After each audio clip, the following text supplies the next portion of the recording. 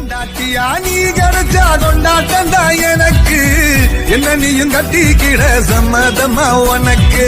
புருஷனாக நீ கிடைக்க கொடுத்து வச்சு இருக்கு, 10 டஜன் புள்ள கூட பெற்று தாரே உனக்கு.